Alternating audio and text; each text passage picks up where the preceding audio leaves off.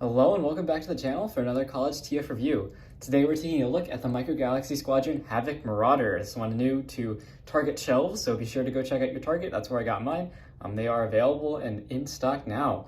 And it's another amazing release from Micro Galaxy Squadron. Jazwares doing a fantastic job with this line. Loving these ships. And before we take a look at this beauty, you can see all that detail. It's incredible. They even weather it and everything. Let's take a look at the packaging.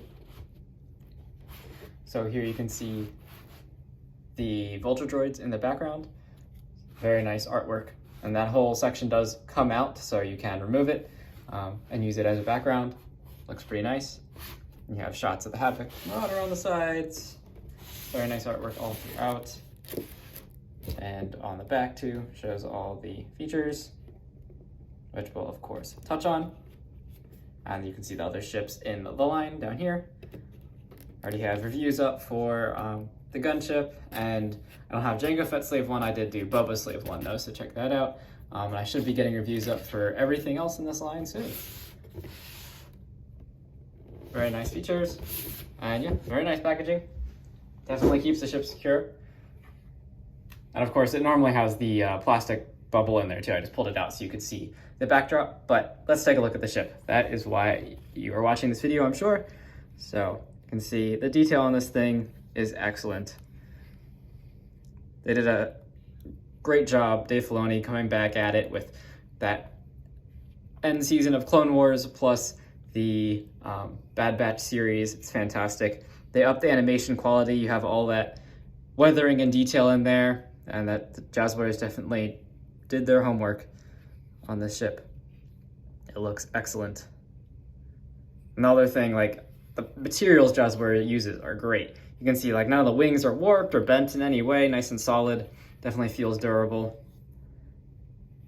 Very, very nice ship. So first I'll get into the features of the ship, and then I do have a few minor issues with the design, but we'll get to that last. So of course you can see landing gear fold in and out, so fold them in, they just collapse like this. And it is, again, that staggered design in back here, like on the Razor Crest, just so you have enough clearance on the ground. Pop those back out. They are, he's still brand new, so a bit tricky to pop out. Might need a grab tool. It's fine. Get back to that later. But so landing gear do go in and out, and they are easy to pull out. I just literally trimmed my fingernails, so it makes it a little difficult. Then the cockpit here does open, and you do get two figures included in this set. That is Wrecker and Omega, so pull them out, take a look. And so an interesting detail here at the cockpit, so you have two seats, which is great, and like fully detailed control panels and everything, which is stunning. But you only have one of these grab rings, and the other one doesn't have a grab ring, and that's because Wrecker is too big of a dude to actually use that ring without stretching it in any way. So just something to be mindful of. That's why one of them is open. But any of your other standard clones or Omega can use the ring. Omega is actually almost a little too small to fit in the ring, but it's still there. So you can see Wrecker, very nicely sculpted and painted. It's pretty incredible. You can see even has his knife on the side there. And of course his backpack. This thing is not removable as far as I can tell. It's pretty much glued on, so you can see nice stripes up and down. Very nice, and he does have articulation, so the arms can swing all the way around. And you can sit down, of course, or stand up. So very nice. The legs don't really move independently. You can get them to, I think it's just stretchy plastic, so you can get them to be in slightly different poses from one another, but that's that. And he does stand up pretty easily, actually, too, for how tiny he is. He's just around 1 inch. Here's Omega, who's a little shorter than him. Accurate to the show. Very nicely painted as well. I mean, there's barely any paint bleeding on this, which is incredible. And she has, of course, the same articulation. So the arms go all the way around, and the feet and legs go up and down. And sorta, again, also, you could kind of get them to move independently, but I think they are attached on the same joint there. But again, very nicely sculpted. Very, very nice. And there you can see the height of the two figures. So Omega is a good bit shorter than Wrecker, as is accurate. To close up the cockpit there. Then the wings are they're actually attached together with some sort of gear mechanism on the inside so that you actually only really need to move one to actually put the wings out, which is pretty nice. It means they also stay up well in when the shuttle's landed. So there you have the wings fully deployed, and it is a fairly large ship, even at a 1:76 scale, I believe is what it's supposed to be. You can see, pretty large.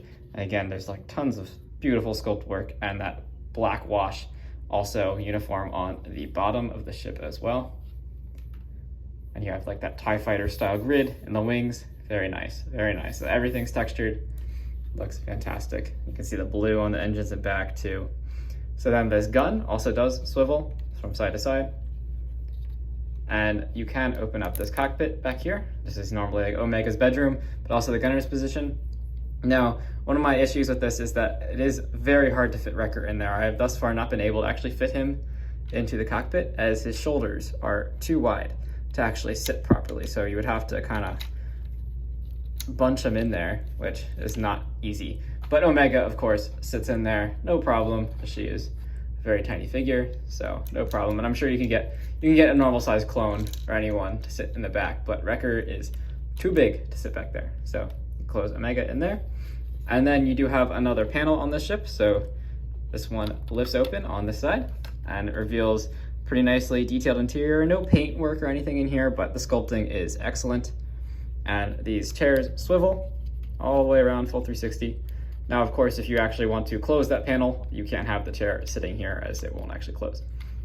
And then you can sit any figure in here, and Wrecker does actually fit in the back here. It's a little bit of a tricky fit, but you can get him sitting in that chair, no problem. Just because he's a bit wider than your conventional 1-inch figure that Jazwares uses, you have to kind of squeeze him in. But just for sense, if you were to stand in the ship, it's not quite tall enough in this cross section, but still really nice detail to include and pretty fun, because you can just have your other figures if you can, find Hunter and Tech, who are being released in the mystery vehicle boxes. You could sit them in there and have them riding along as well. So that is awesome, awesome feature. And that whole panel blends in beautifully too. So you don't even notice it's really there. Like the only thing that's different side to side is you have that tiny little tab there just to lift it off, which is very convenient.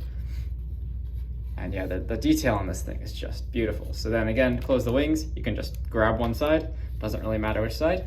Closes up very nicely. So now for my issues with the model. So it does not have the ramp on the side. It doesn't fold down. It's all sculpted in there, but it doesn't actually open up, and that would have been a perfect feature. I think this would have been flawless if they had done that. And then my other issue is the landing gear. Landing gear are not accurate to the show, because if you look at the show, there is no landing gear up here. All the landing gear are in back here. There's the front one, which is usually in this spot here, and then you have two in back. And these are also, in my opinion, a little too tall. So if we just open them back up, you can see they're too tall and they're not actually the right shape. I think the front landing gear looks all right. I mean, it makes sense to put one there. The ship in the show does look a little off balance, having all of its landing gear in this back section. And that also makes it so when you have it parked, it's easy to, stuff figures in there without risk of just slamming the front of the ship up and down. So that is, I accept that as a compromise, but the shape of the back legs also I don't like. That is not accurate to the show. They are kind of just more I think all three landing gear are roughly square in shape and in cross section, and these have that arch to them. But I understand the way it's designed. You still have to fit in the whole wing mechanism in there.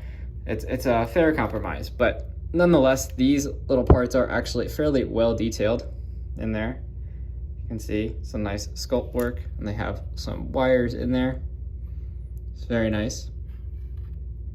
Now, I'm just noticing now that there does appear to be a few little stress marks on those parts, and I don't think that is my doing in particular, because I have barely handled this ship, so they're on that side. Not really sure what that is.